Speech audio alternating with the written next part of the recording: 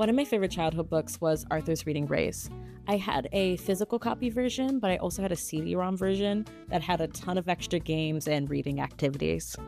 My favorite book as a kid was a book called Walk Two Moons. It was the first novel chapter book I read that I really have a distinct memory of, and a lot of lines from it actually still stick with me today. And I really enjoyed reading it in 4th grade.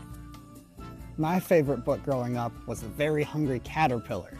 I could relate to all those grapes, pears, mangoes, peaches he was eating through because I was doing the same thing.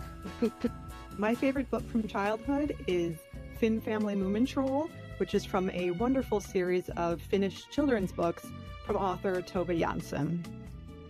I'd say the How to Train Your Dragon series, the actual books, fantastic.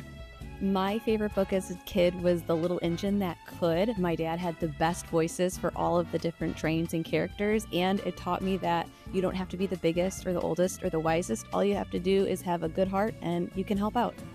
Ooh, my favorite book as a kid was The Monster at the End of This Book featuring Grover. I think it was probably the first time I ever had a twist ending in a book, and I loved it. My favorite childhood book is The Monster at the End of This Book. I think Grover is pretty funny. I'm at the library. One of my favorite book series to read to children is Pete the Cat because of its whimsical nature, and there's always a moral at the end of the story. My favorite book growing up as a kid was a book I took from my dad. It was Ender's Game.